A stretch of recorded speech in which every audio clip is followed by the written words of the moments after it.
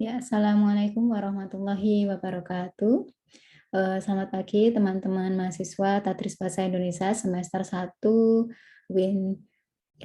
Ya, hari ini kita akan mempelajari di mata kuliah eh, pengantar pendidikan. Ya, di hari ini adalah pertemuan yang kedua, sudah masuk ke materi yang kemarin sudah saya share di RPS. Hari ini nanti kita sudah masuk ke materi sifat hakikat manusia dan pengembangannya. Ya, langsung saja. Di sini coba Anda lihat ada dua gambar yang menunjukkan satu adalah manusia, kumpulan dari sekian manusia, kemudian yang satunya adalah binatang. Jika kita melihat, tentunya hakikat dari dua makhluk hidup ini berbeda, ya, jelas berbeda. Nah, coba kita lihat satu persatu apa saja perbedaannya. Nah, kalau hewan yang pertama itu memiliki kemampuan siap pakai ketika lahir. Jadi ketika baru lahir, ya ceprot gitu ya kalau istilah orang Jawa, kemudian langsung bisa bertahan dengan hidupnya. Contoh misalkan anak gajah tadi, ketika lahir dia langsung bisa berdiri, kemudian langsung bisa berjalan. Nah, kalau manusia kan tidak, ketika lahir tidak berdaya sama sekali, membutuhkan orang lain untuk dia bisa bertahan hidup, ya, butuh susu air ASI dari ibunya, kemudian bisa membutuhkan kasih sayang dari orang tuanya, membutuhkan perlindungan, perawatan dari orang lain. Kalau hewan kan tidak, ya langsung bisa mengurusi dirinya mandiri secara mandiri. Kemudian yang kedua sama-sama ya makhluk biologis, hewan juga makhluk biologis, kemudian manusia juga makhluk biologis. Akan tetapi di sini ada perbedaan kalau manusia itu adalah makhluk individu dan sosial. Artinya di sini individu ketika dia memang posisi tidak membutuhkan orang lain bisa sendiri, dia melakukan sendiri. Akan tetapi ketika dia ini ya hidup di tengah masyarakat pasti membutuhkan orang lain karena antara satu manusia dengan manusia yang lain itu saling membutuhkan, yaitu jelas. Kemudian yang ketiga ini kalau di hewan itu mempunyai insting, kalau manusia mempunyai potensi yang berkembang. Jadi ini berbeda ya, kalau hewan itu bertindak sesuai dengan instingnya seperti yang kemarin saya jelaskan, ketika hewan tersebut lapar ya instingnya dia langsung makan. Ya kalau ketika dia dalam posisi terancam, dia pasti akan melawan. Nah, itu hampir sama dengan kita ya, tetapi bedanya kalau hewan tidak ada ini ya, berpikir ya tidak punya, kemudian kalau manusia ada. Kemudian yang keempat bertindak menurut insting tadi ini yang saya contohkan tadi. Kemudian kalau manusia ini sejatinya ini bertanggung jawab ya harusnya. Akan tetapi sekarang kita melihat banyak ya manusia yang dengan kata bertanggung jawab ini banyak yang melalaikan. Nah, makanya kita sebagai seorang manusia yang sesuai dengan hakikatnya ketika melakukan suatu hal harus bisa bertanggung jawab. Kemudian yang kelima, di sini karena tadi ya tidak mempunyai akal hewan itu, jadi dia tidak beretika, tidak berestetika, dan tidak beragama. Nah, kalau manusia ya jelas, ini secara kodratnya, secara hakikatnya, dia mempunyai etika, kemudian mempunyai estetika, dan dia juga beragama. Nah, kalau misalkan ada manusia yang ateis bagaimana? Nah, itu dia berarti keluar dari kodratnya sebagai seorang manusia. Karena sejatinya manusia itu ini ya secara hakikatnya dia mempunyai dari ketiga hal ini. Ya, berikutnya ini sifat hakikat manusia. Nah, di sini bisa diartikan kemarin saya tanyakan apa itu sifat hakikat manusia. Nah, di sini bisa dikatakan ciri ya yang menjadi karakteristik yang menjadi prinsipil ya secara prinsip yang membedakan antara manusia dengan hewan. Jadi dikatakan kalau hakikatnya manusia itu apa? Nah, ini tadi segala sesuatu yang menjadi ciri khas dari manusia yang membedakan dengan makhluk yang lainnya. Kemudian wujudnya apa saja? Nah, ini wujud sifat hakikat manusia apa saja? Yang pertama di sini adalah kemampuan menyadari diri. Ya, kemampuan menyadari diri bahwa dia adalah seorang manusia, hakikatnya dia membutuhkan orang lain, kemudian hidup bersosial, itu manusia. Kemudian bereksistensi ya. Ya, di sini kemarin juga ada yang bertanya, eksistensi maksudnya apa? Di sini maksudnya adalah keinginan untuk diakui orang lain. Ya, saya itu ada dan saya mempunyai kemampuan. Contohnya kalau misalkan Anda sebagai mahasiswa eksistensinya apa? Nah, ikut mengikuti kegiatan ormawa yang ada di kampus. Nah, dari situ Anda bisa nanti ya eksistensinya diakui oleh orang lain atau masyarakat. Berikutnya di sini ya jelas memiliki kata hati. Kalau Anda misalkan melakukan perbuatan yang menyimpang, tentunya hati kecil Anda pasti sebenarnya mengatakan yang sejujurnya. Nah, ini kalau manusia. Berikutnya di sini moral ya, manusia itu memiliki moral jelas ya, beda dengan hewan. Kemudian sama seperti tadi di awal mempunyai tanggung jawab, kemudian memiliki rasa kebebasan ya, ada kalanya memang manusia itu tidak selalu ya, selalu berkerumun dengan orang lain, ada kalanya pengen lihat tadi makhluk individu ya, tidak selalu dengan orang lain, ada kalanya memang ingin sendiri. Kemudian di sini melaksanakan kewajiban dan menyadari hak, ya kewajibannya apa, haknya apa, ya dilaksanakan, ditunaikan dengan maksimal.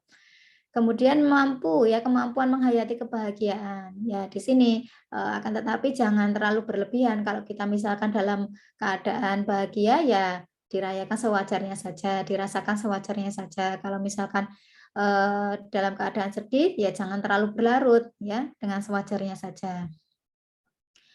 Berikutnya di sini ya, kita memahami ada pandangan tentang hakikat manusia, ada 3. Nah, kalau Anda melihat di situ ada 3, ada pandangan psikoanalitik, ada pandangan humanistik, dan ada pandangan behavioristik. Nah, ini satu persatu akan kita bahas. Nah, kalau Anda melihat dari kata yang ada di sini, ada psiko, ada human, ada behavior, itu sebenarnya sudah bisa kita tangkap apa itu psikoanalitik, apa itu humanistik, apa itu behavior. Nah, kita bahas satu persatu. Yang pertama ada pandangan psikoanalitik. Nah, di sini maksudnya bagaimana berkaitan dengan apa? Nah, psiko berarti berkaitan dengan psikologi manusia. Nah, di sini dipelopori oleh Hansen, Stefik, Warner, dan Sigmund Freud ya. Di yang ini yang lebih sangat paling terkenal itu adalah miliknya Sigmund Freud itu ya. Kalau Anda nanti ini ya di skripsi itu menggunakan teori psikologinya Sigmund Freud itu biasanya. Nah, di sini psikoanalitik itu membahas mengenai tingkah laku manusia yang digerakkan oleh dorongan, ya dorongan dari dalam diri yang bersifat insting dan diarahkan untuk memuaskan kebutuhan dan insting biologis manusia. Nah, di sini ini ya segala sesuatu yang berkaitan dengan psikologi manusia, kejiwaan manusia. Nah, ini kita lebih menjelaskan lagi di sini seperti yang saya katakan tadi ada 3 komponen. Nah, ini ya ego, dan super ego. Nah, ini 3 hal ini nanti yang biasanya akan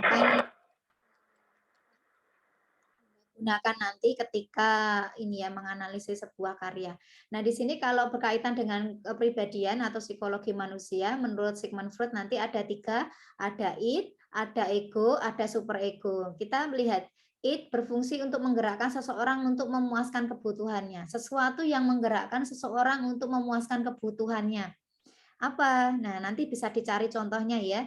Kemudian ego berfungsi untuk menjembatani antara keinginan id dengan lingkungan yang realitas. Kalau super ego berfungsi untuk mengawasi dan mengontrol tingkah laku seseorang agar sesuai dengan aturan dan nilai-nilai moral. Nah, ini nanti kita diskusikan ya, apa contohnya seperti apa dengan misalkan ada sebuah tindakan, kemudian id-nya bagaimana, egonya bagaimana, super egonya bagaimana. Nah, nanti kita diskusikan di kelas ya, di ruang kelas. Di WAK maksud saya. Kemudian selanjutnya pandangan yang kedua ada pandangan neoanalitik, ini tambahan ya tadi di sini masih berkaitan dengan psikologi tadi, pengakuan adanya id, ego, dan super ego. Nah, tapi di sini lebih menekankan fungsinya pada ego sebagai pusat ya, sebagai pusat kepribadian seseorang. Karena di sini ego sendiri itu berfungsi sebagai pengarah ya, pengarah terwujudnya id ya tadi ya, dan bersifat rasional serta tanggung jawab atas tingkah laku intelektual dan sosial seseorang.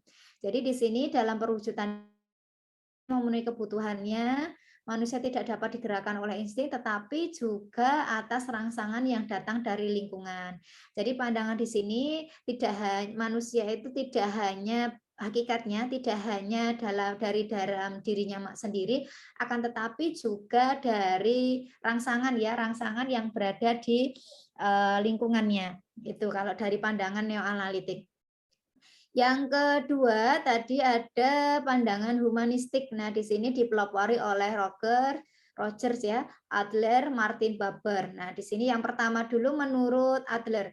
Nah, di sini menjelaskan bahwa manusia mampu mengarahkan dirinya ke tujuan yang positif, mampu mengatur dan mengontrol dirinya dalam berbagai hal ya, mampu menentukan nasibnya sendiri sehingga manusia terbebas dari kecemasan dan kegelisahan. Ini kalau menurut Adler ya. Sehingga pada hakikatnya gambaran manusia itu pribadi manusia itu selalu dalam proses ya, dalam proses menjadi yang merupakan satu kesatuan potensi untuk terus berubah dan berkembang. Nah, jadi di sini menurut Adler itu adalah manusia itu pribadinya adalah pribadi yang terus berkembang, tidak akan selesai, terus berkembang, berkembang dan berkembang. Itu menurut Adler. Kemudian selanjutnya ini masih menurut Adler tadi ya, dilanjutkan di sini manusia digerakkan oleh seluruh kebutuhan ya mencapai sesuatu sebagai sebagian lagi oleh tanggung jawab sosial dalam membantu orang lain dan membantu dunia menjadi lebih baik. Nah, sama seperti yang di awal tadi ya, menurut Adler tadi manusia adalah sosok yang berkembang. Nah, di sini. Kemudian menurut Martin Buber di sini menjelaskan bahwa manusia adalah seseorang ya yang berpotensi ingin memiliki eksistensi, potensi tetapi potensinya terbatas sehingga sulit untuk memperkirakan bagaimana masa depan manusia tersebut. Manusia tidak dikatakan baik atau jahat tetapi mengandung kedua kemungkinan itu ya karena memang sejatinya di dalam diri manusia itu ada unsur baik dan unsur tidak baik ya bagaimana manusia tersebut bisa mengelolanya ya. Selanjutnya ada pandangan behavior. Nah, di sini dipelopori oleh Skinner, Kohler, dan Tordik.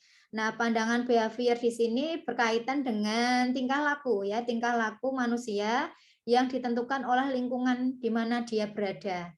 Nah, dikendalikan dengan mengatur lingkungan ya tempat individu itu berada.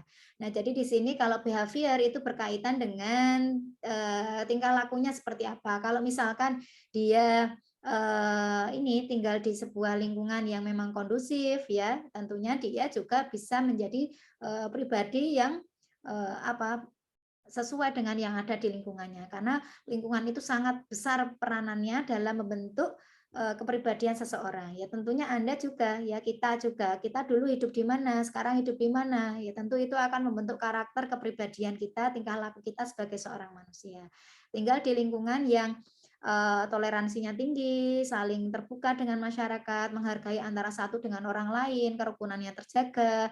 Tentunya itu akan menjadi pribadi yang terbuka dan peka terhadap lingkungan. Akan tetapi kalau Anda misalkan tinggal di lingkungan yang individual, nah tentu juga itu akan membuat kita menjadi seseorang yang ini individu ya, karena lingkungan itu mempengaruhi karakter kita. Selanjutnya di sini kita membahas mengenai hakikat manusia dan dimensinya. Nah, dimensi-dimensinya seperti apa saja? Di sini yang pertama ada dimensi keindividualan ya, seperti yang saya ungkapkan di awal tadi karena memang manusia itu sejatinya adalah makhluk sosial akan tetapi juga dia adalah makhluk individu. Nah, di sini dijelaskan setiap individu manusia ya dilahirkan dikarunia potensi yang berbeda dengan yang lainnya. Ya, setiap dari kita potensinya berbeda-beda ya. Tiap individu memiliki kehendak, cita-cita, kecenderungan, semangat, dan daya tahan yang berbeda. Nah, di sini tadi keindividualannya berbeda-beda, kemudian potensinya juga berbeda-beda. Ya, tentunya di sini juga dipengaruhi oleh keturunan juga. Nah, misalkan potensinya orang tua Anda memang misalkan pandai bernyanyi, ya tentunya secara tidak langsung itu juga nanti bisa diturunkan ke keturunannya. Nah, seperti yang pertama tadi, keindividualan di sini menurut Langevold. Nah, di sini tiap individu memiliki dorongan mandiri ya, yang sangat kuat meskipun pada anak terdapat rasa tidak berdaya. Nah, di sini sehingga memerlukan pihak lain atau pendidik yang dapat dijadikan tempat untuk bergantung, memberikan perlindungan dan bimbingan. Nah, jadi di sini kalau menurut Angel Ford di sini manusia itu sebenarnya sudah sangat kuat, akan tetapi dia masih membutuhkan orang lain, membutuhkan perlindungan dan bimbingan. Ya, seperti halnya kalau anak didik ya, peserta didik, anak ya TK, SD, SMP itu membutuhkan gurunya ya, karena di sini pendidikan itu berfungsi untuk mengembangkan kepribadian menemukan kediriannya sendiri. Nah, jadi di sini pendidikan itu memang untuk menemukan jati diri dari seorang anak itu nanti seperti apa. Jadi di sini bisa dikatakan sehingga pendidikan itu harus bersifat demokratis. Ya, berikutnya adalah dimensi ke sosial. Sosial ya, setelah individu ada sosial. Di sini manusia itu membutuhkan manusia yang lain ya untuk bisa hidup dengan baik karena di sini setiap individu itu mempunyai dorongan untuk bergaul dengan sesamanya. Nah, dalam pergaulannya terdapat kesediaan untuk memberi dan menerima. Jadi kita memberi orang lain dan kita juga menerima orang lain. Di sini menurut Immanuel Kant, di sini mengatakan bahwa manusia hanya menjadi manusia jika berada di antara manusia. Individu dapat mengembangkan dirinya hanya dalam pergaulan sesama manusia. Nah, contohnya jelas ini ya, seperti kalau Anda melihat film Tarzan itu ya, dia manusia akan tetapi hidupnya bukan dengan sesama manusia, dengan hewan. Nah, makanya dia ketika ini ya bertemu dengan sesamanya, dia tidak bisa membaur karena memang dari awal dia berkecimpungnya dengan hewan ya. Jadi tidak ada interaksi yang menyatakan bahwa dia adalah seorang manusia. Nah, itu. Jadi di sini kalau kita memang dengan sesama manusia ya tentunya kita senang ya bergabung dengan teman-teman ya seperti Anda bergabung dengan temannya, kemudian juga bersosialisasi dengan teman-teman. Nah, itu ya. Kemudian berikutnya ada dimensi kesusilaan. Susila ya berkaitan dengan nilai-nilai, berkaitan dengan etika yang ada di dalam diri kita. Nah, di sini dijelaskan manusia memiliki nilai-nilai menghayati dan melaksanakan nilai-nilai dalam kehidupannya. Di sini dijelaskan nilai merupakan sesuatu yang dijunjung tinggi ya karena mengandung makna kebaikan, keluhuran, kemuliaan dan sebagainya yang dijadikan pedoman dalam hidup. Jadi ada dua hal yang terkait kesusilaan, ada etiket dan ada etika. Ya kalau etiket ini berkaitan dengan kepantasan dan kesopanan, kalau etika berkaitan dengan kebaikan. Ya, jadi di sini berkaitan dengan dimensi kesusilaan itu ya kalau kita berada di lingkungan masyarakat ya tentunya kita ini harus mempunyai etika karena memang sejatinya hakikat manusia itu adalah manusia yang beretika ya. Kalau ada manusia yang tidak beretika ya berarti dia keluar dari hakikatnya sebagai seorang manusia. Kemudian yang berikutnya ada dimensi keberagaman, beragam. Ya, keberagamaan maksud saya, mohon maaf. Ya memang manusia itu juga beragam. Ya di sini manusia adalah makhluk yang religius, hakikatnya. Ya, karena manusia sejak dulu percaya bahwa di luar alam yang dapat dijangkau dengan alat indera, diyakini ada kekuatan supranatural yang menguasai hidup di alam semesta. Ya, jadi kita mengakui adanya Tuhan, mengakui adanya Allah sesuai dengan kepercayaan sesuai dengan keyakinan masing-masing. Nah, beragama di sini merupakan kebutuhan manusia karena manusia adalah makhluk yang lemah sehingga merupakan tempat untuk bertobang dan untuk keselamatan hidupnya. Ya, sesuai dengan ini ya hakikatnya tadi ada penjelasan manusia adalah makhluk yang kuat, manusia adalah makhluk yang lemah ya sesuai dengan kondisinya bagaimana dia saat itu. Ya, kalau keberagamaan di sini memang diperlukan karena manusia itu butuh ya yang namanya kalau kita tidak hanya makanan yang kita masukkan ke dalam tubuh kita, tetapi juga rohani kita juga perlu yang namanya siraman rohani. Karena kita seperti ibarat sebuah batu, jika tidak ini ya misalkan ditetesi dengan air sedikit, sedikit, sedikit, nah lama-lama kan akan hancur juga atau bisa diartikan sebagai hati kita. Kalau hati kita tidak disirami ya lama-lama akan keras. Makanya di sini kita sebagai manusia yang beragama ya kebutuhan beragama itu wajib dan memang sudah ada ya yang sudah kita anut kalau memang Anda berada dalam lingkungan keluarga yang ini ya Islami atau keluarga yang lain artinya dalam keluarga yang beragama ya bersyukurlah karena kita sudah mempunyai agama. Itu ya untuk pertemuan hari ini teman-teman. Nanti jika ada hal yang ditanyakan bisa kita sambung di ya di WhatsApp grup WhatsApp. Itu saja dari saya. Terima kasih. Wassalamualaikum warahmatullahi wabarakatuh.